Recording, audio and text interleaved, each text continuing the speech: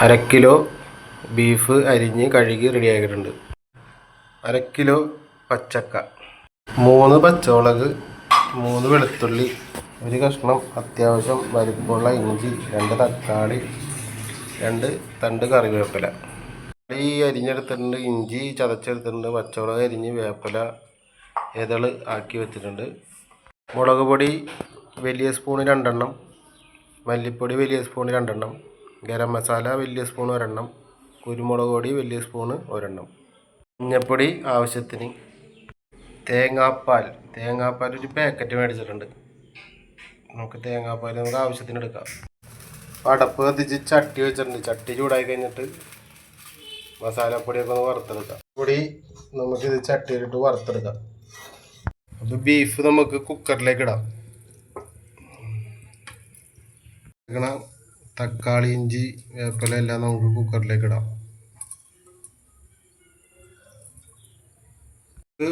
ആവശ്യത്തിന് ഉപ്പിടാം. കുക്കർ മൂടി വെയിറ്റ് വെച്ചിട്ടുണ്ട്. നമുക്കൊരു 5 വിസിൽ നമുക്ക് അടിക്കാം. അപ്പോഴത്തേക്കും അപ്പുറത്ത് മസാല മൂക്കട്ടെ. ബീഫ് എന്താന്ന് നോക്കാം. അപ്പോൾ ബീഫിൻ്റെ ആവിയൊക്കെ പോയിട്ടുണ്ട്.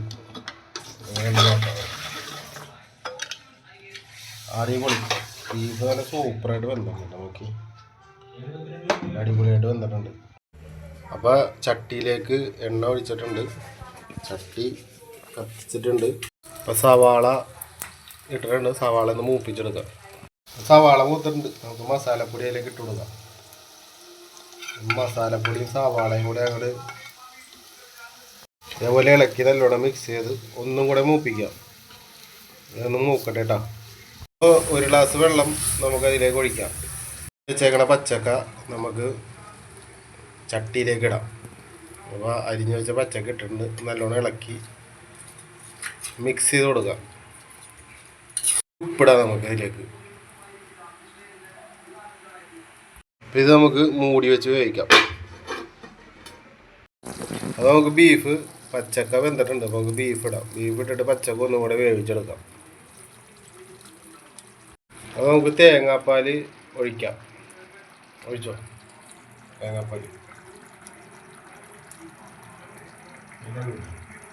തേങ്ങാപ്പാൽ ഒഴിച്ച് നമുക്ക് നല്ലോണം റെഡിയാക്കി എടുക്കാം. ഇത് ടേസ്റ്റ് ചെയ്യാനായിട്ട് 2-3 പേരുണ്ട്. നമുക്ക് ലാസ്റ്റ് കാണിക്കാൻ വരാം. അപ്പോൾ നമുക്ക് ബീഫ് എന്താണെന്ന് നോക്കാം. ഒരു പ്രത്യേകത ഉണ്ട് ഈ ബീഫിന് കേട്ടാ. അപ്പോൾ കറി റെഡി ആയിട്ടുണ്ട്. ഈ കറിയുടെ പ്രത്യേകത വെച്ചിട്ടുണ്ടെന്നുണ്ടെങ്കിൽ കല്യാണത്തിൻ്റെ തലേ ദിവസം ക്രിസ്ത്യൻസിൻ്റെ വീട്ടിൽ വെക്കുന്ന ഒരു പ്രത്യേകതരം കറിയാണ്. ഇതിപ്പോൾ ക്രിസ്ത്യൻസ് മാത്രമല്ല എല്ലാവരും വെക്കുന്നുണ്ട്. എന്നാലും കണ്ടോ സൂപ്പറായിരിക്കും. ഇതിൻ്റെ വെച്ച ആളാണ് ഇതേ നിൽക്കുന്നത്. ഇതാണ് എൻ്റെ അമ്മ സിസിലി. അപ്പോൾ കറി എടുക്കാൻ വേണ്ടി പോണേണ്. കറി നല്ല അടിപൊളി സൂപ്പർ ടേസ്റ്റാണ്. നിങ്ങൾ ഇടയ്ക്കിടയ്ക്ക് വെച്ച് കഴിക്കുന്ന കറിയാണ്. അതുകൊണ്ട് ഇത് കഴിച്ചു നോക്കാണ്ട് തന്നെ പറയാൻ പറ്റും കിടിലൻ കറിയാണെന്ന്.